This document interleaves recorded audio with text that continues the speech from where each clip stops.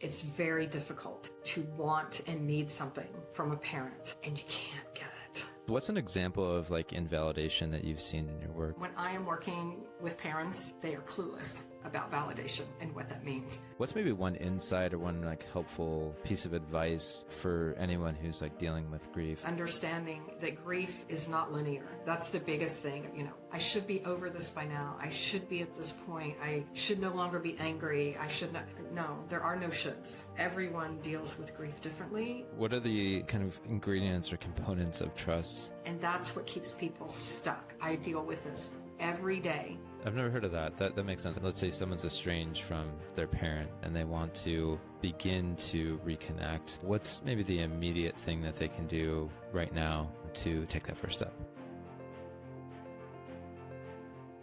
Welcome to the Restored Podcast. I'm Joey Ponarelli. If you come from a divorce or a broken family, this show is for you. We help you heal your brokenness, navigate the challenges, and build healthy relationships so you can break that cycle and build a better life. My guest today is Creed Revere. Creed knows what it's like to be cut off from the people that you love. She was actually estranged from both of her daughters at one point and even her own parents. And that painful journey led to deep healing and to her work now as a certified estrangement coach. And today she helps parents and adult children rebuild trust, navigate all the emotional disconnection that can be present within a family, and pursue reconciliation when it's possible. And the truth is, for so many of us who come from divorced or dysfunctional families, the tension with our parents doesn't just fade. It can actually grow into silence or distance or even a straight total cutoff. And we can become estranged from each other. But what exactly is estrangement? Why does it happen? And more importantly, how can you rebuild an estranged relationship? In this episode, we discuss all of that and more, like the subtle ways that parents and children unknowingly push each other away. We hit on if your parent has a mental illness, can the relationship still be healed? We also talk about when reconnection is wise and when perhaps staying estranged is actually safer. Creed also shares real-life tactics to set boundaries, test the waters, and reconnect without diving in too deep too fast. We hit on why grief is often buried beneath family conflict and how to face it without getting stuck. And then finally, she also shares stories of real transformation and healed relationships. And so if you're dealing with an estranged relationship, this episode is for you. And with that, here's our conversation. Creed, it's great to have you here. Thanks for coming on the show. I think this topic is so relevant to our audience because so many parents, but especially the young people that we serve who come from, divorce or dysfunctional families, are dealing with estrangement at some level. And so I was really excited to talk with you. So my first question is, how do you define estrangement? Like, is it always this kind of full-on cutoff, no conversation, or can it be more subtle? No, it's much more subtle. It's a spectrum. It really is. There's considered low contact from that emotional distance, right? Where I'll take a phone call here and there and I show up at Christmas or Thanksgiving kind of thing. But other than that, there's a removal from life in general, if you will, all the way up to full no contact at all. So it's definitely on a spectrum. Okay, that makes sense. And why does this typically happen? Why does estrangement happen? Like, I'm curious, what are some of maybe the common causes that you see in your work? The first and foremost is that emotional disconnection. There's not an emotional connection. We can be in someone's physical space. We can be in relationship with them, but not emotionally connected. And that is the root, right? And there's reasons for that, but that's the main piece of it. There's been some sort of what I call a rupture to that emotional connection, and there hasn't been a repair to it. Oftentimes we'll see chronic invalidation seems to be at the root of it. That's my own personal experience as well. And it's really significant. And I see that a lot with younger people when they are talking with their parents about things and their parents are chronically invalidating them. And so that is, and that causes emotional ruptures all the time. It just across the board. If I'm not validated, I'm not seen, I'm not being heard, and we have that piece of things. Wow. There can also be traumas that happen, right, that can cause, and if we're looking at divorce and things like that, it's a trauma that anyone goes through. It doesn't matter how old you are, how old your parents, when divorce happens. So there's traumas, there's those types of things tend to be, but at the root of it all is that emotional piece. It does it every time. Okay. No, that makes a lot of sense. I definitely have experienced that in relationships where you're just kind of missing each other, or even intentionally kind of taking that like emotional space, which I'm excited to dig into more. I'm curious, what's an example of like invalidation that you've seen in your work? Because I think people kind of understand that, but I'd like to maybe spell it out a little bit further. Sure. And this is something when I am working with parents, they are clueless about validation and what that means, truly. So invalidation is, Susie comes home from school and she's had her feelings hurt by her best friend, Sarah. And Susie's mom says, well, honey, Sarah really cares about you. I'm sure she was just having a bad day. And maybe she was having some issues that we're not aware of. And maybe just, try to look at it from Sarah's perspective. That's invalidating. That's invalidating Susie's perspective, Susie's feelings, what Susie has been experiencing and going through. And so most parents, a lot of older parents, were brought up with that, trying to see the other side, put yourself in the other person's shoes, those types of things, and totally ignore what the child has brought to the table about their own feelings and what they are experiencing. Okay. Yeah, I'm tracking with you there. And what I hear you saying too is that essentially it's almost like they're skipping over the pain. They're skipping over the struggle. They're maybe trying to, I don't know, maybe force a resolution or, yeah, like you said, focus maybe too much on like the other person. What, and I'm sure we're going to get into this, but might as well answer it now. What would the right approach look like in that situation? Like she comes home from school, has had this kind of hard day, conflict. What would be the right thing to say in that scenario? Oh, it sounds like it was a really hard day for you, honey. I am so sorry. Sarah's your best friend. That had to have hurt when she snapped at you or she whatever. How do you think that maybe could that be resolved? Do you think it's something that maybe she had a hard day, but you had a hard day too? So what do you think it might be the best solution? It's in trying to acknowledge her feelings, right? Acknowledge that she's having a hard day and that's her best friend, and there's been conflict, and then asking for her input on, is there a way to resolve this? And getting her buy-in with that, her participation in finding her own resolutions and solutions to the challenges that she's facing. Okay. That's super helpful. So start with empathy, put yourself in the child's shoes in that situation. And I know we can apply this really in any relationship, and then from there, instead of maybe forcing or, telling them the solution, making sure that they're a part of coming to the conclusion of like what they should do about it. So that makes a lot of sense. I'm excited to go deeper there, especially as it relates on maybe the other side of the equation. But I'm curious, you kind of alluded to having personal experience with this. Why do you care so deeply about this topic, about estrangement and helping people reconnect? I've lived it.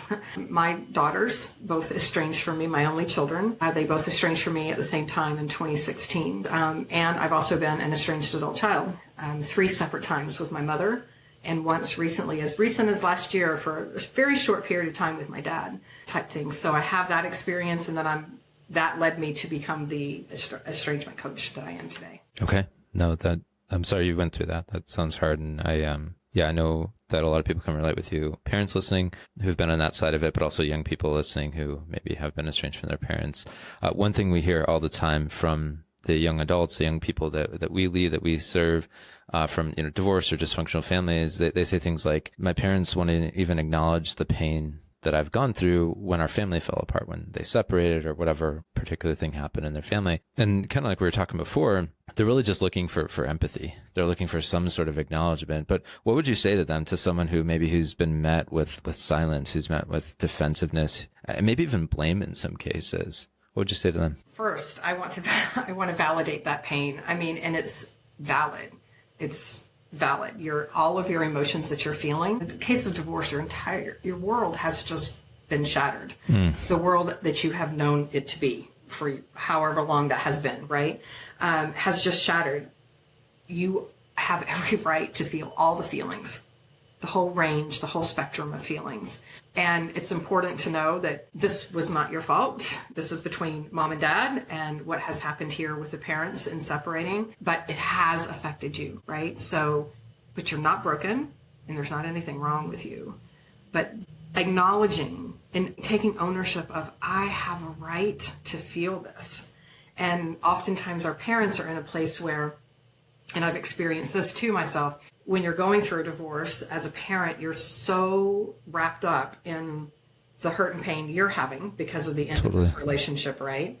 And then trying to navigate and figure out how do I do life as a single parent now, as a, what have you. And so there's a lot of emotions and complex emotions that are happening through that entire situation. So my suggestion is to always try to seek out support, and support from someone who can help to hold that space. So oftentimes and we can talk about this later in other areas, we get into what I call our echo chambers, where somebody's just kind of feeding us what we want to hear. And I think it's important for someone to be able to hold space without trying to fix or solve, and without trying to feed us all the things we want to hear. Does that make sense? Yeah, no, that's helpful. That's a tricky balance for sure. Yeah, I'm sure we'll go deeper into that, but I'm curious off the top of your head if there's any way of like not falling into either extreme. I think it's number one, trying to find professional support. So now a part of that is going to depend on how old, the person is, the child is, but finding that professional support, someone that can allow you to explore.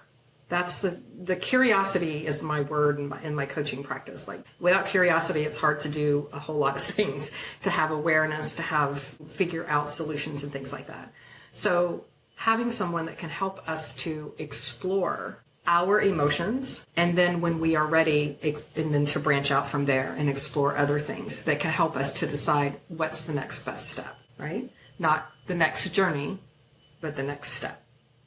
Okay. No, that makes sense.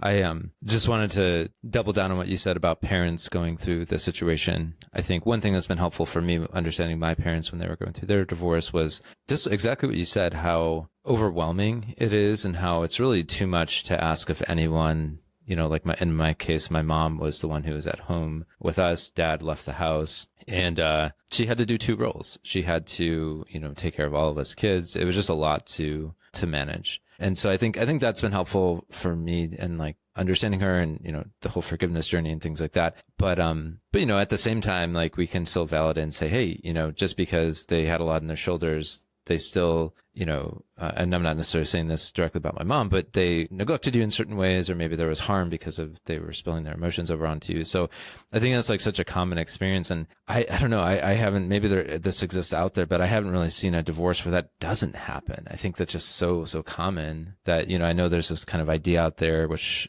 I would argue against, that there's like this good divorce, but I think in every divorce, it's like, it's hard. It's everyone involved is going through a lot. And so I think it's really common to be hurt, to be harmed by that. And certainly there are varying degrees of harm and severity. I totally get that. And sometimes there's a necessity for it, but it's a hard thing to go through. And I think, taking that perspective of like, man, my parents were going through a lot. Maybe they did the best they could with the capacity they had. But if we were looking at it objectively, their capacity should have, been larger. And this thing, hopefully wouldn't have even happened in the first place. Exactly. It does. It happens with every case. One of the things that I think is important to remember in this is grief. There's so much, because this is a significant loss. It's a loss of the family as you've known it, whether you're the parent or you're the child. It's the loss of dreams. It's the loss of expectations of what my life was going to look like. I'm going to graduate college and both my parents are going to be there and all the things. And now that's all shattered. And what do I do with that? Where do I even go? The same thing on the parents' end, right? This loss of dreams. And by and large, we're a culture that we don't do anything with loss and grief. No. And it is such a significant part of my work because obviously there's loss and grief that comes with the estrangement piece. But way before we even get to estrangement, there's been significant losses that haven't really been, in my opinion, tended to with compassion and empathy and just holding that space to allow all of the emotions that exist within grief and loss. So good. I am curious. We've spoken about grief a bit on the podcast. We've never done like one exactly on this topic, which we need to do in the future. But I'm curious, like, what's maybe one insight or one like helpful piece of advice for anyone who's like dealing with grief? Like, obviously there's like the different stages of grief and things like that. But I'm curious if there's anything in particular that was like really helpful for you or helpful for your clients when it comes to this whole idea of grieving. First of all, getting comfortable with saying I'm grieving. We don't even recognize that that's what's happening. So we have to name something before we can really do anything else from that point. If we don't even know what we're dealing with, it's hard to know which direction to go. Yeah. So it's in naming, I'm grieving, And then understanding that grief is not linear. That's the biggest thing. I should be over this by now. I should be at this point. I should no longer be angry. I should not. No, there are no shoulds. Everyone deals with grief differently. And it is, have you seen those graphics that are like just this knotted ball of yarn kind of thing? And that is grief. I mean, your emotions are all wrapped up in it. It's not this, line of yarn that is just going across straight, and it's marked by these intervals of these different emotions and processes. It's this ball of tangled emotions, and we have to feel them, all of them, and learn how to express them in healthy ways, right? But all of them should be given the space to be honored, to include the less than pretty ones. Okay. No, that's super helpful. And I think we all have the tendency, especially here in America, to just like move fast beyond it, outrun it. And I think a lot of times I've heard a quote once from another podcast where they were saying, you imagine like a swimmer in the water who maybe it's a woman who has like long hair. As long as she keeps swimming fast, that long, dark, messy hair won't catch up with her. But the second you stop, then it kind of can entangle you. And that's a scary thought for a lot of people. So, but that makes sense, kind of making space for, or just, acknowledging like, hey, I just experienced a serious loss, which it's tricky because what we see in our work, so often, because divorce is so common in our culture, it's not really treated very seriously. It's like, oh, well, a lot of people go through this. They end up probably being okay. You're going to be fine too. You're resilient, all that. And so I think that's a big part of this particular grief is like, well, first we need to call it, like you did, a trauma, a really difficult thing to endure. But then from there, giving yourself the space, like you said, of, just feeling whatever it is you feel, and, understanding, like you said, that it's not going to be this pretty, like, clean cut process. It really is a difficult thing. Very, very, very difficult. And then you have the guilt that's embedded within grief, right? And especially in this case, is for children, what could I have done different? Was it my fault? Oh, if I had only did what Dad said for me to do, this whole thing wouldn't have happened. If I had only this. Same thing for the parents.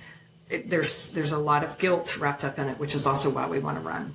We don't want to feel that piece of it.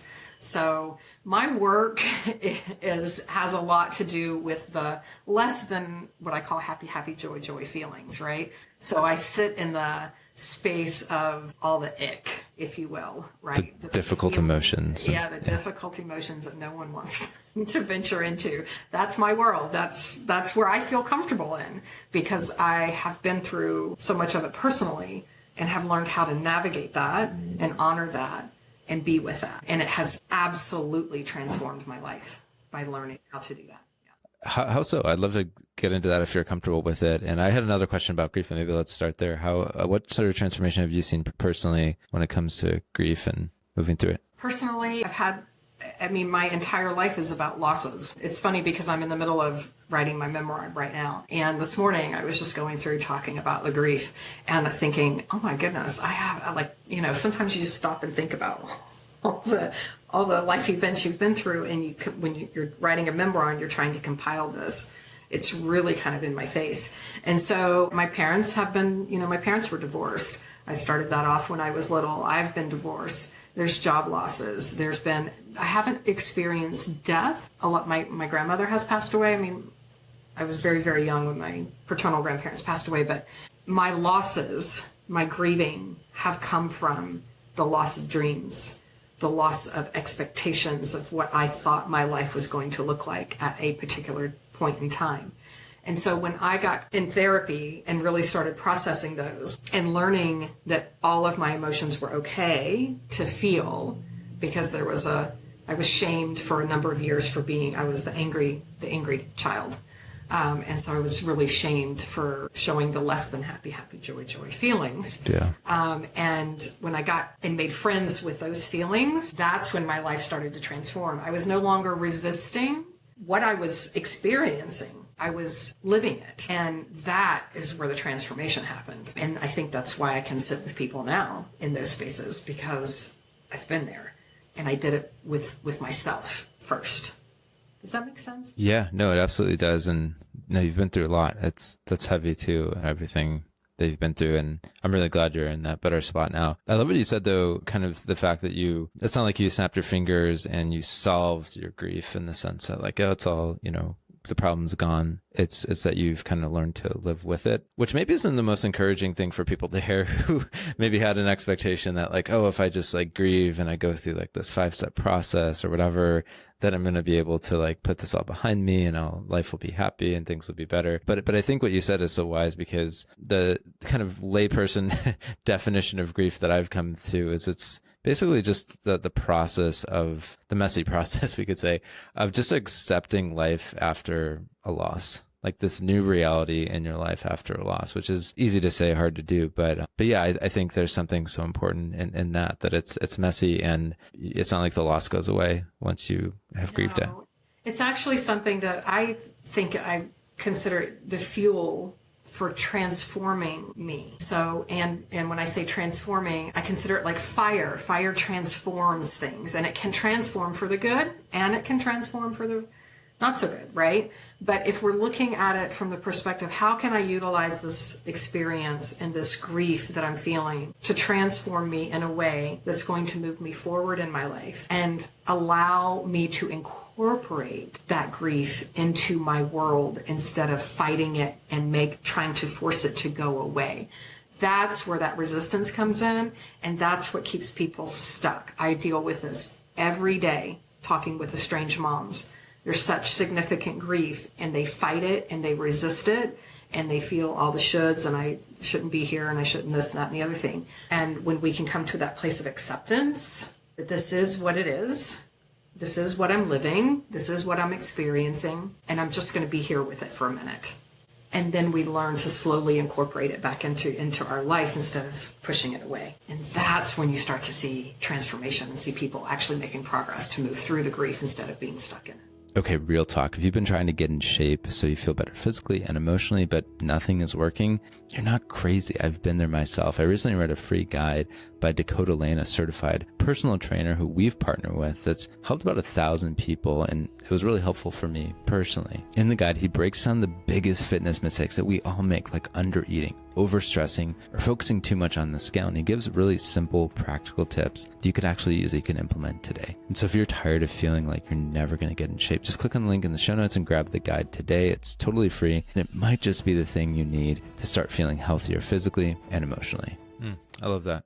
You made me think of, I'm going to butcher this, but is it the Stockholm paradox? I can't remember, where you kind of have this grip on reality, this view of reality that's just so like realistic. It's like, no, I can see clearly, how bad things are, or the reality of things, like what they actually are, not making them rosy and better than they are, not making them worse than they are, but you see reality as it is. But at the same time, you have like an optimism that no, things can be better. And I'm going to work hard to make that happen. I forget exactly. I heard Jim Collins in the business world talk about it, but I can't remember the name of it. But does that ring a bell for you? Feel what you're talking about. I don't know the reference that you're making. Yes, there's this place of our culture and society teaches us to push and force, push past the pain. No pain, no gain, and just like this steady force to make something happen and make something go away generally, right? Unless it's that happy, joy stuff I mentioned. And when we can stop that and settle with, this is my reality right now, but it doesn't mean I have to stay here, because there are possibilities. And when we get curious, we can uncover some possibilities and things like that, and we can ease into it instead of this forcing things to happen. And I see that again in estrangement so much trying to force things to happen. And that's what can lead to estrangement. And that's what they try to do, parents try to do when we're talking about reconciliation. They're trying to force things to happen instead of allowing, being patient, practicing the pause, as I say. We have to practice the pause and be patient. Right? That's really good, because you're hitting on another point that our audience, struggles with at times. And that is, maybe mom or dad recognize that they need to do or say something that they haven't said or done in the past, whether it's an apology or just taking ownership of what's happened in the family or whatever. It looks different in different situations, but it might feel like you're saying like so forced and ingenuine, even though, I'm sure there's a good intention behind it, that it's really hard to receive. It's like, yeah, I know you're kind of just saying that because maybe I expressed frustration that you haven't said it, but I don't know if this is really coming from an authentic place. Bingo. Yep. I see that all the time, right? And when I'm working with my coaching clients, that's what I'm talking about. And in the support groups, I'm saying we have to get to a place where you can allow your adult child to have their feelings and their separation from us, if that's what they need in this moment, right? And not forcing your agenda, what you need, what you want, but making space for them and their needs and their wants. And that is such a hard place to be for a lot of parents. And so they will go into this space of, okay, I'm sorry. Like I won't do it again. And this type of thing. And I tell them, I'm like, your kids know. I said, they know if you're being real about this, if this is authentic, they can sense that and feel it. So you have to do this work on your end before you do that, which is why we need to practice the pause. Okay. No, that's helpful. And is there anything in addition to the pause that's helpful in order to like be genuine, whether that's a parent who's trying to maybe have a conversation or reconcile with their kid, or a child, a young adult, let's say, who's trying to reconcile with their parent? Is there anything else that can be done to bring that like authenticity? Because that, like we're saying, that can't be forced, but at the same time, it might need to be worked toward, I would assume, because, if you just wait around expecting it to like happen, fall out of the sky, that's not going to happen either. No. From my perspective, parents need to do their own inner work. Without doing that, it's hard to come to that place of authenticity and being able to truly hear your adult child. It's difficult to do because your own stuff is getting in the way, your own triggers and things like that. Once you can get through that piece of things, then we move into this, how can you be curious about your child, right? Parents get into this, I know my kid, I've lived with them their entire life. I know them, I know who they are, I know what's and things like that. And I'm like, but you don't. You've had this estrangement experience. Unless you've asked them, you don't know what their experience is or has been. So we need to get curious around that. And then we also need to move what I call moving from that manager role as a parent to more of that consultant role, getting their buy-in, checking in with them. What do you need from me in this moment? When you say you want me to do A, B, and C, what does that look like for you? How can I show up for you? Instead of making assumptions and assuming that you know what they're asking for. And parents are aces at that, with myself included. I know my kid. I know what they want. When they say this, I know what they want. Yeah. And it's 8 times out of 10, it's not what you think it is. Totally. And on the other side of the spectrum with, being the child, I think what often happens, what we see in the young people that we mentor, is that they actually are hesitant to open up. So mom or dad might ask them and they don't really give an answer, or if they do, it's not the full answer. So I think it sounds like this is something that happens over time and over many conversations where there's trust that's built and things like that. Because what we see, and I felt this with my parents too, as soon as they separated and broke the news, I trusted both of them really deeply, and it felt like all that trust had just shattered. And I'm not saying they were like bad people. I'm not saying that, they were intentionally harming us, but it hurt and it was harmful. And so, I definitely can see how that would be the case as well. Trust is everything. And in every bit of my work, that's what I talk about. We're doing this so that we can rebuild trust with your adult child. And that doesn't come overnight. And I use the example to them. I'm like, your spouse comes home and you find out they've had an affair. Okay, so they come home and they go, it's been 6 months. Why are you not over this? Like, what is the problem? Get over it. I'm not doing this anymore, right? I said, are you inclined to just open up the trust doors and let them walk through? And every one of them go, no. And so I say, okay, so here we are. Same thing with your adult child. This trust has been broken, so we have to rebuild that trust. And that is slow and very tiny baby steps that makes that happen. And consistency.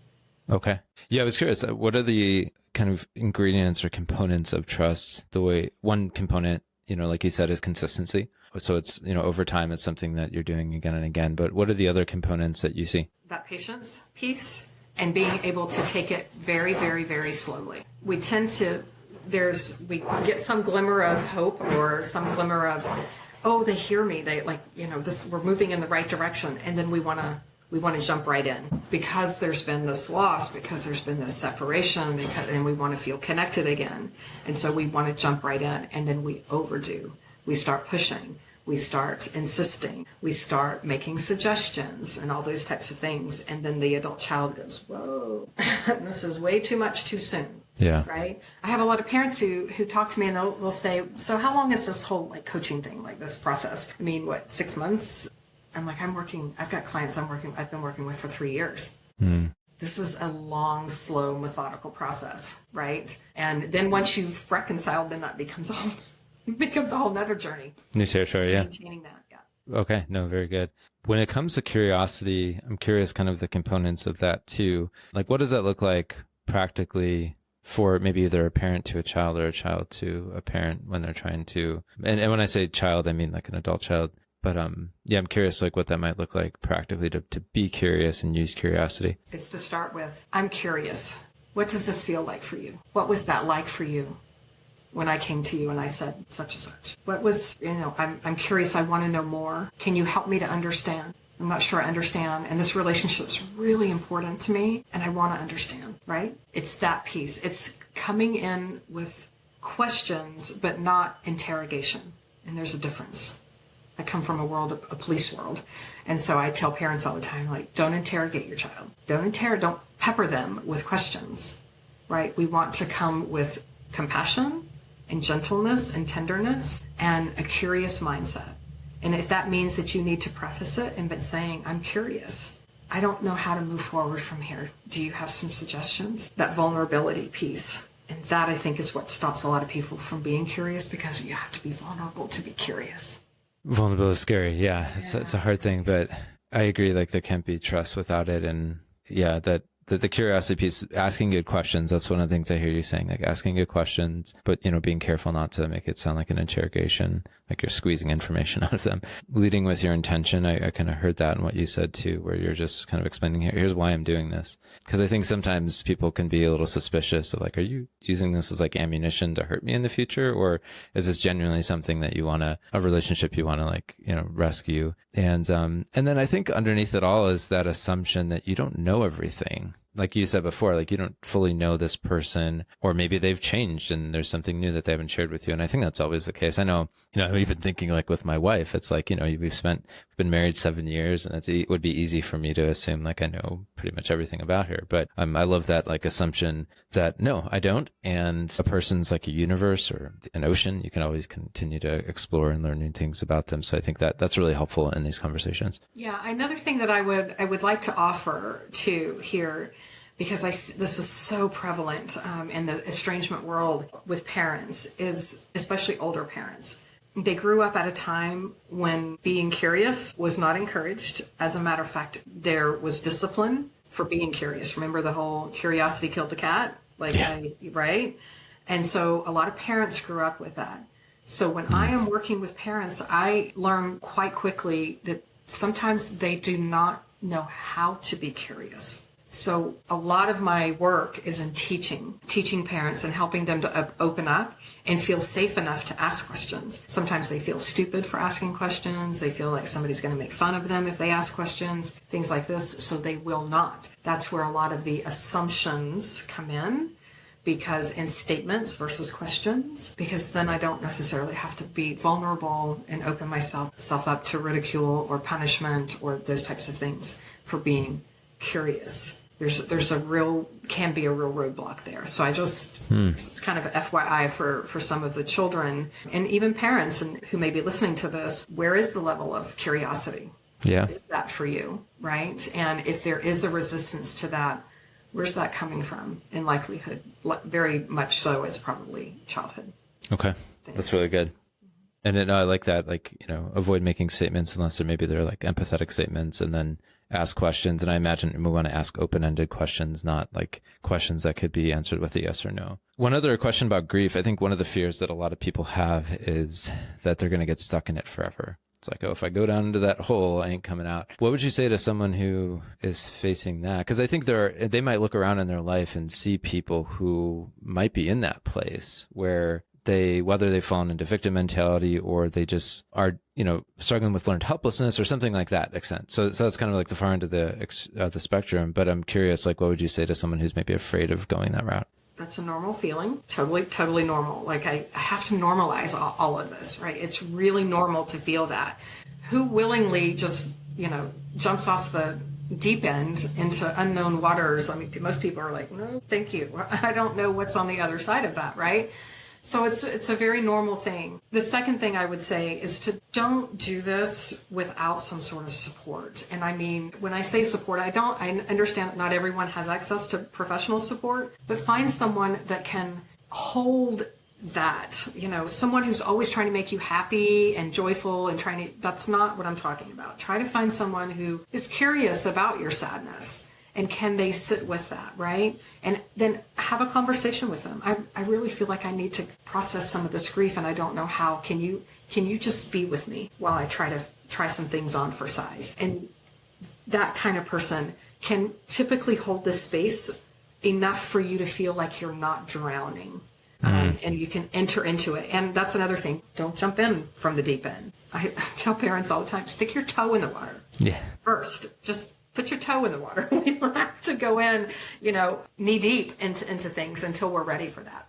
Okay. Take it slow. Yeah. That's helpful. If you know someone whose parents are separated or divorced, or maybe they're in the middle of the process right now, you probably want to help, but you're not quite sure what to do or say in order to help them. And if so, you're not alone. It's a really common struggle. That's why we created our free guide, 10 tips to help someone whose parents are separating or divorcing. It offers really practical, tactical things that you can do or say to help them, and especially to help them feel less alone, the top things to avoid saying or doing that might cause harm, and then what they need the most from you during this time. But most of all, the guide helps you feel competent and confident in offering help. And so get the free guide at restoredministry.com/10 tips, restoredministry.com/10 tips, either the number or the letters, or just click on the link in the show notes. That's helpful. And on that note, I'm curious, the first step that you recommend. And before I go into that, maybe let me just say, I love the suggestion for professional help, going to therapy, to a competent therapist, maybe someone who has helped someone that you are close to, has good referrals, things like that. That's kind of one simple way to find someone good. But if you can't, obviously there are a lot of ways to find someone online. And then, like you said too, a coach or a mentor, even if you don't have access to, funds to pay for that or things like that. So I think mentors in my life have been really huge. And so I think that's another good option. But I'm curious though, like as maybe a first step to someone who is shifting from grief to estrangement now, let's say someone's estranged from their parent, let's say in this situation, and they want to begin to reconnect. What's maybe the immediate thing that they can do right now to take that first step? Before the first step. Yeah, go for it. Is determining what are you wanting from the reconnection? Because I think that sometimes that can be driven by a sense of guilt. I need to reconnect with my mom because she's sad and she's telling everybody, all of our friends and family that she just can't get out of bed. And so I have this guilt and so I want to reconnect. I would offer some caution around that because again, we need to want to come back and reconnect with people that we feel safe with, that we want to maintain a relationship with. And sometimes if we may not be ready right now. Okay, so this is another piece of my work in that the bulk of my work is in helping people to repair their relationships. I want parents and adult children to be in relationship with each other, if at all possible. Right? 100%. Sometimes that means we have to take space. And sometimes that space is needed on one end, but not the other, so hence estrangement. And we have to determine when we're ready for that. We may try, and then we may have to take a step back again. So in that reconnection, figure out first, what are you wanting? Are you wanting to face some hard things and maybe have some hard discussions, challenging topics and things like that? Or are you wanting to go into this only to stop the pain? Because if you're wanting to just go in, if you're wanting to go in to stop the pain without having done some work and really processed and figured some things out, it's likely that you will re-estrange down the road. And then we're on a cycle, right? And we're repeating things. So the goal is, I tell my clients, I would rather you and your child take some distance. And if that means 5 years, 8 years, whatever right now, so you can come back in a very healthy way later that's lasting and sustainable, that I feel is best than to do this in and out dance because we haven't done some things that we need to do beforehand. I don't know if that answers your question. Yeah, no, I'm taking it all in. I was just thinking of a recent interview we had with Cole, who shared his story, going through his parents' divorce. He kind of became like this diplomat, peacemaker, kind of a therapist in a way to his parents. And it all caught up with him. It was just too much for him to bear. He, at one point through the process, he had an option of kind of stepping back. He didn't do that initially, which now looking back, he's like, I wish I would have done that. But then eventually it just brought him to like a breaking point where he's like, I have to step back. And so he, took some time away from, his parents, his, sister even, I believe, if I remember right. Yeah. So I think, he missed that first opportunity, which he wishes he would have had, but then eventually he recognized that he needed to step back. So I think that's great advice. And I can't recall exactly, how long it was for him, but I think it was about a year. And then he started to kind of resume and restart the relationships. And I think things have, not been perfect, but better, through all that. Again, kind of think about life. There are times when, whether we've been dealt a hand in life or by our own making, we've chosen to step back. This isn't working for me in this moment, and I need to figure out why it's not working. And what do I want from this relationship? What am I looking for in this relationship? And can this other person help me to achieve that? Can I help them to achieve what they're looking for? Kind of thing. Now, there is a power differential that I talk about often in parent and adult-child relationships that you don't have in others, right? So that sometimes there's things that are a little bit different where that's concerned. But figuring out what do I want out of this relationship is a good first step before we actually reach out. And then from there, if you have determined I've done some healing work, I really want to reconnect because this relationship is important to me, and I want to do whatever work is needed to get this back on the right track and be healthy and sustainable over the years, then I think in reaching out, you have to kind of test the waters. It's a risk, right?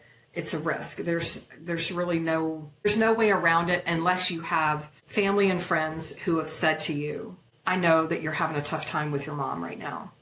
And I just want you to know that I just saw her the other day and she's like a different person. She's changed in this way. I've seen that she does this differently. Those types of things are good indicators that maybe there's been a shift in where you could venture back into that and with a little more emotional safety, kind of thing. But outside of that, and if your parent, you haven't had communication with them, so you don't know for sure, you have to kind of take a risk. Now, I'm also a person who does mediation with parents and adult children, so that's something that you could also reach out to a coach or a mediator or someone to, I have kids that reach out to me and say, hey, could you contact my mom and see if this is something she's open to and ready for and things like that.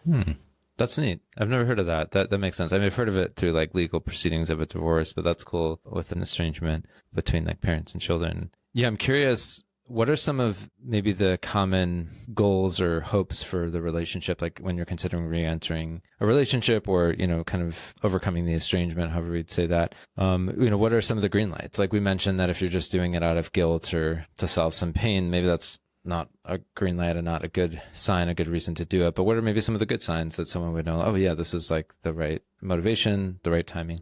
For countless teens and young adults, their parents' divorce is actually the most traumatic thing that they've experienced, but so many feel lost and alone in navigating the challenges. I've been there myself. It's really not easy and it shouldn't be this way.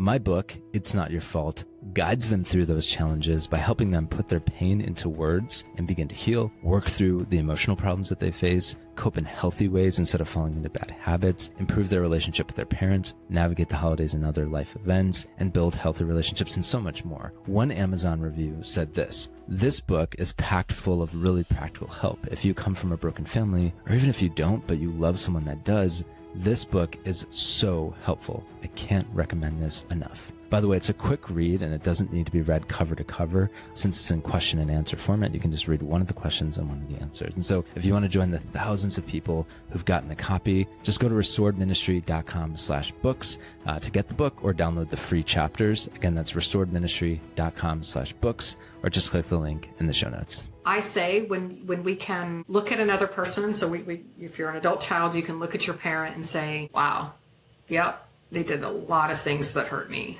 And they're human. I don't know what this is going to look like, but I'm willing to give it a go.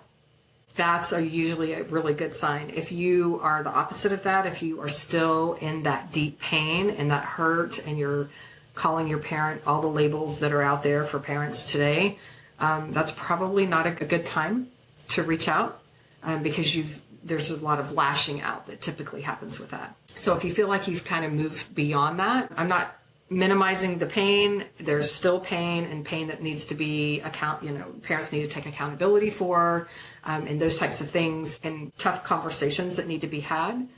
But that deep lashing out, if there's not that feeling, that's a good indicator that you're in a different place, and reaching out could be beneficial. Boundaries, got to have some boundaries in place, right? And I think a lot of people get boundaries confused, and they use them as walls and protection versus. So if I may share an example, my father, I mentioned a brief estrangement with him last year.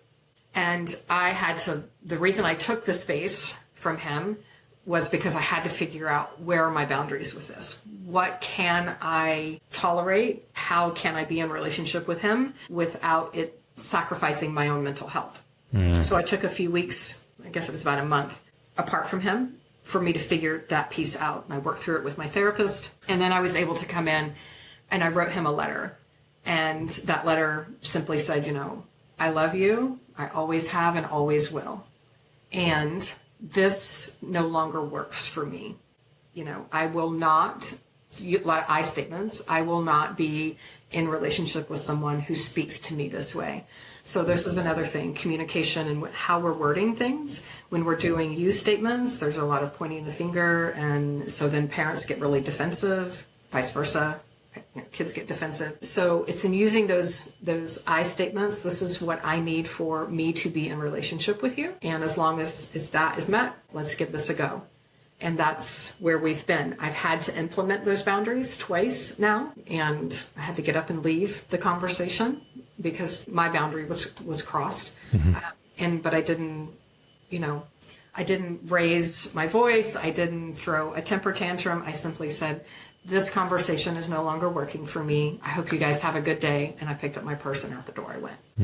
That kind of boundary. That's what I'm talking about, right? So it's in figuring out, where do your values lie? What am I willing to engage in? And maybe, here's another piece to this. Parts of life are uncomfortable. And we have to be able to tolerate a little bit of uncomfortableness, right? I am not saying abuse. I am not saying that is not what I'm talking about. But if something is, you're like, that landed a little sideways for me. That's a little uncomfortable. Feeling of being uncomfortable. That's an invitation to okay, there's something here for me to explore, right? And to take that and go with it. So does that answer your question? Yeah, no, it's definitely complex. There's a lot of complexity to this, but I love the simplicity that you bring to it, and the tactical, practical steps. And it just, I think one of the lessons in all of this is there's commonality between different estrangements, but it sounds like each of them has their own particular challenges that you kind of need to work through. And that's where having a therapist, having a coach, having a mentor who can help you through it is just really wise. One question on the note of, you touched on this a bit already, but I'm curious if there's anything you would add. When is it actually healthier maybe to remain estranged for a season? And, are there, again, we touched on this a bit, but I'm just want to give you a chance to add anything else. Are there any, red flags that would say maybe it would be premature, unsafe? Yeah. When a parent is not able to take accountability for things, they're not in a place to do it for whatever reason. There could be their own traumas, their own things that they're experiencing. And that needs to be worked through before you could, because if they're not able to take accountability, they're not going to validate your experience and your feelings. And that now we're back at square one, right? With kind of where things were at to begin with. So if they're not able to take accountability, if they're not able to have empathy for you and your experience, again, accountability and understanding and seeing where you're coming from. If there is a invalidating, a pointing the finger, this is all your fault, those types of things, that is keep the space, right? They're not ready. If I could ask one thing of adult children, regardless of your age, is understand that oftentimes a parent may not be ready, and it has nothing to do with you. This doesn't have anything to do with you. It has to do with their baggage, their childhood traumas, their things that they have not resolved. So if they're not in a place where they can take accountability, it doesn't mean it's your fault. It doesn't mean there's something wrong with you. It does not mean that, okay? It means they are not in a place in their life for a whole host of reasons where they can meet you and come to the table and have emotional maturity, take accountability, some responsibility, and be able to see things through your eyes and be interested in your experience, bottom line. And when things like that happen, it's better to pull back, keeping in mind that your parents are human too. Yeah. Right? So my father is in no way, shape, or form emotionally mature. He's 80. So I have to determine how I need to manage me in order to stay in relationship with him. And that's where I'm able to do that now because of the healing work that I've done in therapy. That's such a difficult spot to be in, but I love that you've had growth and you become a better, stronger person who's better able to navigate and handle that. That's amazing. And I want to shift back to boundaries a little bit, because I think people, again, we touched on this a bit, but I think people maybe find themselves in this spot where it's like, well, I don't totally want to cut someone off, but I certainly need some boundaries in place because the way maybe things are now, I'm kind of emotionally getting beat up. Again, I'm not saying it's abuse, but it's just not the healthiest spot for me to be. I remember just to kind of piggyback on your story, I was in college and my dad, who was just going through a really hard time, his brother had died and kind of was in a tailspin. He's just some struggles with mental health and things like that.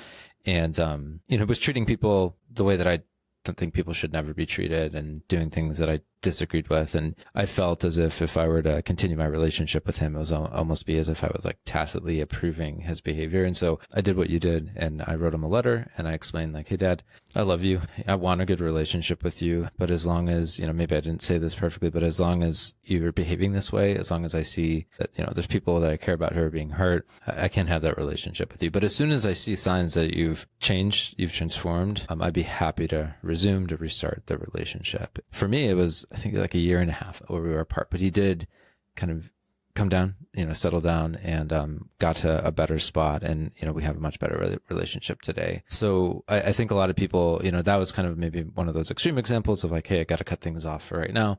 Hopefully not forever. But maybe people are in this space where like, how do I put those other boundaries in place? So you already gave good advice on that. I'm curious if there's anything you would add. Yeah. If communication is another piece to this, right? And being able to communicate. And it's hard to communicate when our nervous systems are completely dysregulated because we're seeing and hearing all the things. And so we have to get ourselves to a place where we can regulate the nervous system and get to a state of calm as we can.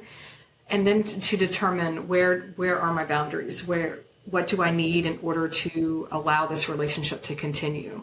What does that look like? Figuring those things out. With boundaries, I am a fan of communicating that even if at first that person on the receiving end is not receptive. But we need to communicate them, right? Because otherwise we're expecting someone to know something or infer something that they have no knowledge of, right? Mm-hmm. And we're holding them to standards that are unfair because they haven't been informed. So we try to inform people, whether that's through a letter.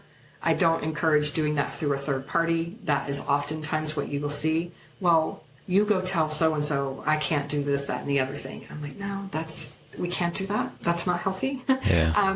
It needs to come from you. And if it's not safe to do that in person, or you feel that that's not going to be heard, oftentimes writing an email, writing a letter, a card, kind of thing can do that. But it's in letting them know what you need in order that you value the relationship. See, I think this is the piece that's missing when it comes to boundaries. People don't express that they want the relationship. They want it, but they want it to be in a healthy way, right? Totally. And so people then get defensive because they feel like the relationship is at risk. They're no longer cared about. They're no longer wanted. And that this is all just going to go away. And so they get really defensive. And then we have all sorts of issues with the boundaries. So communicate that the relationship's important to you and that you want to be in relationship with them. But we all need to be emotionally safe in doing so. And then when this happens, then let's come back to the table and have a conversation around that. Okay. And that usually, I have parents that bring me letters that say, so this is what my kid wrote and said. And I tell them, all of that's very reasonable. How did you feel when you got it? Oh, I was furious. I was so mad, right? And they're just very defensive. And so we work through that. We talk through why maybe the child's asked for these types of boundaries and to understand that. But I think sometimes boundaries can be weaponized. And that is my only caution, is to try to work with them in a way that doesn't weaponize them against the other person, because that's just going to make them defensive and not receptive to anything. Yeah, that can get real ugly real quick when it's, used as a form of punishment. I remember seeing an image of a newspaper in an obituary section. This was years ago. And it was for a mom who had died, and the children, apparently, there was just a lot of harm that she had caused. And they said something really aggressively, like, there will be no burial, there will be no services, like, she's being cremated and that's it. And some nasty comments about her past and her treatment of them, which, who knows, maybe it was honest, but it was like, man, that could be, it can turn real nasty real quick. So I think that's wise advice, to kind of check yourself and to kind of be the bigger, stronger person when maybe you are tempted to, like you said, weaponize or use them as a form of punishment. I get it. When we're hurt, right? When we're hurt, we're just like, oh my gosh, you can't do this anymore. This is crazy making, right? This has got to stop. And again, that's usually coming from a dysregulated nervous system. And so we're just reactive rather than being responsive to the situation. And that's a large part of my work too, is helping people to learn how to be responsive rather than reactive to things. Okay, that's really good. If we had more time, I would go into all of that. But a couple final questions. So we talked about before how you were kind of making a judgment on how mom or dad will react when we try to reconnect or communicate some things. If let's assume the relationship is estranged and we're trying to reconnect, and you said it's important to kind of understand, how they're going to react. Any tips on kind of figuring out or guesstimating how they might react? You had mentioned before, maybe talking with people who know them or trying to understand, have they changed, things like that. But especially when you're at a distance, it can be really hard, I'm sure, to kind of figure that out. So I'm curious if you have any tips for someone who's like, man, I would like to reconnect with mom or dad, but I just don't know where they're at right now. How could they figure that out from afar? I am actually currently working with an adult child right now. That's kind of the scenario that we have going on. And I have encouraged her to send emails that are very short and checking in. Hey, I'm curious about your thoughts about this or that or what have you, wherever a main sticking point was in the relationship, to gauge and see, number one, we're looking, is there a response at all? Is there a response? Because if there's no response, then that's a different route we need to take, right? Right. But if there is a response, what is that response? Is this person open and you feel like they're kind of curious, they've maybe done some work around something, or they're working with someone and things like that. That's a safe way, because it's an email or sending a card or something like that in the mail versus a text and having access to your phone and those types of things. It feels a little more safe by email. And I encourage that. Outside of that, again, it's difficult, because if your parent hasn't reached out, when I'm working with my clients, I am encouraging them to write amends letters, and we talk about apologies and things like this. So if you've received something like that, that's an indicator that they've made some steps forward in trying to figure some things out and do things differently, if you will, that kind of thing. So it's a risk. I keep coming back to it's a risk. Yeah, it is. And there is no way of knowing unless you put yourself out there. kind of thing. There are some safer ways of doing that. Like I said, the email, reaching out to someone, a professional person who could potentially reach out. A therapist usually can't because of their ethics and the professional relationship, but a mentor or a coach could potentially do that on your behalf to check in and see where they're at, that kind of thing. Yeah. It's really hard. It's hard.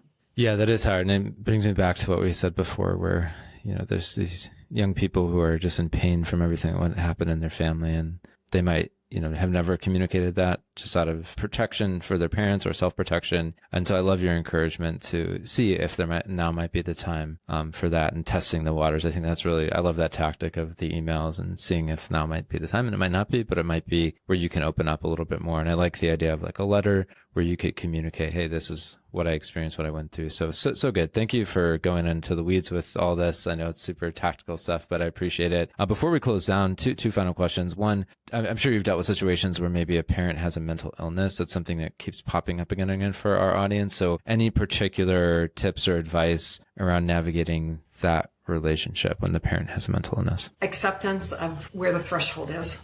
Someone may not have the ability to meet you where you need to be met, right? So it's really an accepting that when it comes to a mental illness. And sometimes this is so hard. My heart is, I deal with this personally and professionally every day.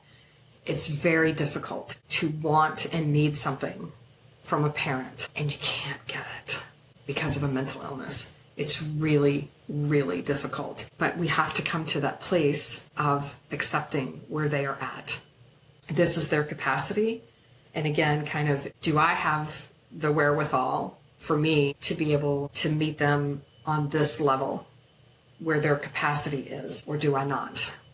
And sometimes that can be an evolution. Sometimes right now you can't. Down the road, maybe you can with some healing work and things like that, right? So it's in understanding where the capacity lies, because outside of that, we're placing ourselves in a position to experience further harm, further injury, emotional harm and emotional injury. And then where is that going to lead us? If we have family, or, how are we able to show up for our people in our world if we are sacrificing everything on this end to try to force something to happen that someone doesn't have the capacity to do? And that's not fair to them as well, right? I just had this conversation with my sister a few weeks ago. It was like, this is where Dad's at. And expecting him to show up differently is expecting and asking too much of him. He can't, he doesn't have the capacity to meet you where you want him to be. So how can you come to a place of resolution and peace to meet him where he's at, or to disengage, right? And that's up to her to make that call. So it's a tough thing. And again, sometimes people can get some support around that and get into therapy and begin to work and process through things. That is one of the things that happened. And I'll be just honest, and I don't know that I've ever really talked about this publicly, but I've had that with me. I was in a very not mentally well place raising my children, and coming into, the estrangement is what catapulted me into therapy for doing my own inner healing work. And when I was able to do that, I've done a 180. My girls say today, you are so not the person you used to be. And so when there is a drive and a determination to do things differently, now I'm not talking schizophrenia and things like this. I'm talking some of the lower level mental illnesses. People can change. And I don't want to, tell people to just shut the door and think that it can never change. But I also understand the need I have to move on with my life. And right now, this is where they're at, and this is where I'm at, and they're not matching. Does that make sense? Absolutely. And I think that's wise. I think so often in life, we, maybe we speak out, we put boundaries in place, we, forgive, we do all the things. And then it comes to a point where it's like, okay, the problem here is like, I'm expecting them to be someone different that they're, like you said, not capable of being. Now, of course, I'm sure some people hearing that may push back and be like, no, someone can always change. And I think there's some truth to that, but I think there are real disabilities that, just like physical disabilities, someone can't physically do something. I think mentally, emotionally, there are those disabilities too. And, figuring out like what they're culpable for, what they're not, it's a that's a tough conversation. I have not mastered. I don't know. I couldn't draw a line in those cases, but I think you're, adjusting your expectation, recalibrating your expectation to match reality is really, really wise. You had mentioned that, you've had these beautiful transformations in your own life.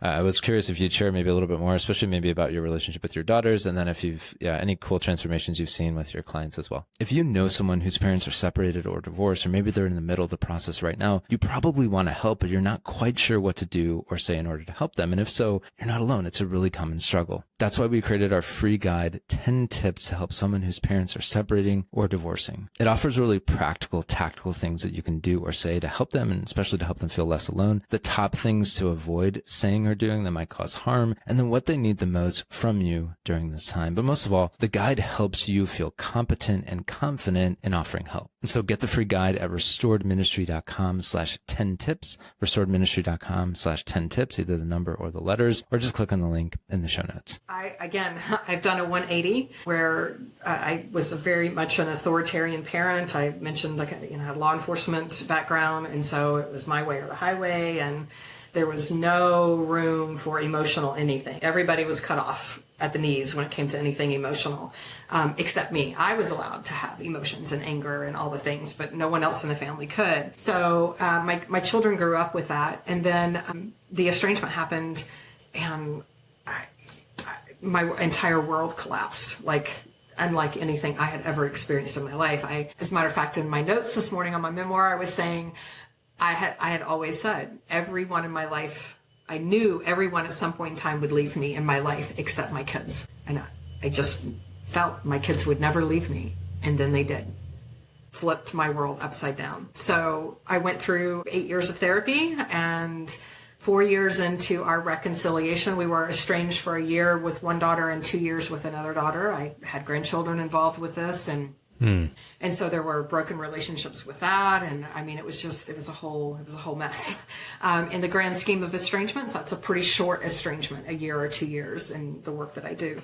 So we reconciled, and the first 4 years or so, I kind of walked on eggshells and didn't know what to do, and was scared to death that it was going to happen again and all the things. And then one of my daughters learned that I had a podcast, and she had listened to it. And she said, I think we all need to sit down and talk. I think there's been some misunderstandings.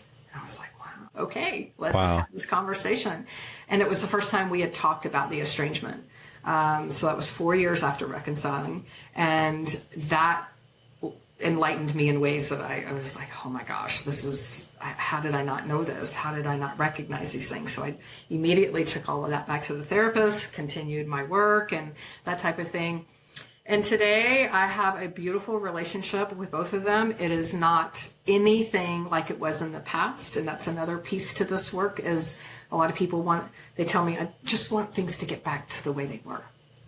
I just want, I want it to be like it used to be. And I'm like, it can't. It can't. Your entire world has changed, as theirs has. And so when we come back, and it was unhealthy if it got us to this place where we're at in estrangement. So we want to come back into a healthy place. And so our relationship, my relationship with my daughters, looks vastly different than it did before the estrangement. And it's beautiful. Yeah, it's not perfect. We still have our struggles, but we know how to come back and do repair now when there's been a rupture. There's curiosity. There's, hey, this might be hard to hear, Mom, but this is what I'm sensing and what I'm feeling. Am I on the right track? And they call me on my stuff, and I don't get defensive anymore. I'm like, oh my gosh, thank you for letting me know. I had no idea. Now I have something to work with and that kind of thing. Beautiful. So that was my story. I have one particular, I have several stories here. When you sent me this question, I was like, oh my gosh, how do I narrow this down? But I have a client. She came to me after her second estrangement with her daughter, and she was just a complete mess.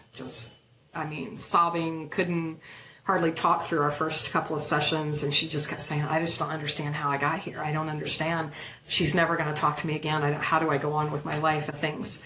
And so we've worked together. We've worked together for about 2 years now. And last summer, she reconciled with her daughter. They've been reconciled, this month is a year. now. And the last reconciliation happened for about 6 months and before they estranged again. And she is doing life vastly different with her daughter. And I love hearing she's in my Reconciled Moms support group. And so we get updates all the time. And, she was over for, Mother's Day. They had an occasion at Easter time. She was over there for Easter. And she has a relationship with her grandkids now. And she talks about how she's curious about her daughter. She asks her questions. Help me to understand, what was that like for you? I know my side of that. When her daughter brings up things from the past, she's like, I know my side of that, but I want to learn what your side was like. And that is the work. And so now her daughter has told her multiple times over this last year, I can tell you've done the work, Mom, because you show up differently today. You're curious about my life. And I get emotional about it because it is such a gift to give to your children, to be interested and curious about their life. What makes them happy? What makes them sad? What do they think about on a day-to-day basis? What are their fears? How can you show up? I think all the time, parents, gosh, if you knew your kid was sick, physically ill, you would take them to the hospital, you'd take them to the doctor, you would go to the ends of the earth to find a way to stop whatever this was that was hurting them and causing them pain. The same thing happens emotionally. We have to go to the ends of the earth, from my perspective, to try to figure out a way to help this pain to stop for them, if at all possible. We may not have all the parts and pieces to that, right? There may be other players involved, but owning our part in that, it's a gift unlike anything you could ever give to your child. Ever, ever, ever, ever. Sorry. Beautiful. No, don't be sorry. That's beautiful. And I love the transformations that you've seen in your own life and in the lives of your clients. And I think it's so hopeful, right? It's we're not doomed to continue on having these estranged relationships, these relationships that have rifts without, repairs, all that stuff. And so, I think it's really beautiful. So thank you for sharing. Thank you for coming on the show. A couple final things. One, if people want to learn more about you, where do they go, and what exactly do you offer if someone's interested in working with you? Thank you. They can go directly to my website, theestrangedheart.com. I have a podcast by that same name, The Estranged Heart. And I offer one-on-one coaching. I have a membership group for estranged moms and reconciled moms. And so I do a lot of work there. We have book clubs inside those memberships. We have webinars. It's always about learning and unlearning and learning and growth and evolution. And that is the focus of the work that I do with folks. And healing generations. We want to stop the ruptures that happen within these relationships and learn how to be healthy with one another, not just physically, but emotionally as well. Love it. So good. Well, again, thank you, Creed, for coming on the show. And I want to give you the final word. What final encouragement, advice, or maybe even a challenge would you issue to everyone listening right now, especially, children of divorce, children of dysfunction who are estranged from mom or dad? What would you say to them? Reconciliation begins with reflection. We can't move forward without understanding where we've come from. We can, but it's not generally in a healthy way, in a sustainable way. So being able to reflect and figure out where you came from and how do I want to move forward. I think keeping curiosity as your best friend and really getting curious about people as well as yourself and helping to understand you better so that you can come home to you. Because in the end, regardless of where your relationships lie, the relationship with yourself is first and foremost. In the work that I do, I teach that with the parents as well. I think for the adult children, be curious without correction. So offering options, suggestions, that type of thing. I hear adult children say, "I'm not talking to you until you go to therapy. You've got to fix this, whatever this is," right? And it's a form of correction. Like you're not right. And you need to fix this. You need to correct this. Mm-hmm. Instead, Mom and Dad, I know I've been helped by therapy or by a mentor or what have you. And I know how it's changed my life. I'm wondering if the same thing could help you, right? Offering that type of curiosity. I wonder, I do that often within the work that I do it with my kids. I'll simply say, and people say, how do you do that? I'm like, this is exactly what I do. I wonder what it would be like if I had support, that someone could help me work through this. It's almost like without that direct eye contact, it's like it's not an attack. It's not a judgment on them. There's something wrong with them. And if we can present it in a way that's curious, I wonder what it would be like, that kind of thing. So for them and for yourself, I wonder what it would be like to be in a healthy relationship with my mom. What could that look like? I think sometimes we spend a lot of time focusing on what isn't working and what it looks like when it doesn't work. Do we know what it looks like if it would be working? What would that look like? And then finally, my biggest thing is you're not broken. You're hurt. There's been pain and there have been challenges, but you're not broken. And you have the ability to step into your life. I know you have courage. It took courage to navigate this separation of your parents and this divorce and all the things. And you're here with us today. You have the courage to step into challenging situations, and you will come out on the other side of this. If you have support, get yourself some support and work your way through it. Don't allow this life experience to keep you stuck. Figure out a way to work through it so you can come out on the other side, and then turn around and use that for good for someone else.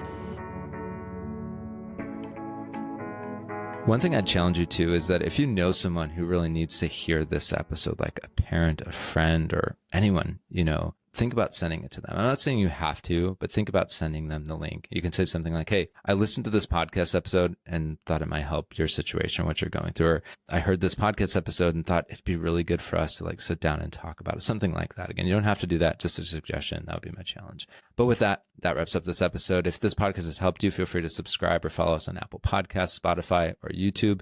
You'll avoid missing future episodes and help us reach more people. And if you've already done that, feel free to rate or review this show. We really appreciate that feedback, and that also helps people find the podcast as well. In closing, always remember you are not doomed to repeat your family's dysfunction. You can break that cycle and build a better life, and we are here to help. And keep in mind the words of C.S. Lewis, who said, you can't go back and change the beginning, but you can start where you are and change the ending.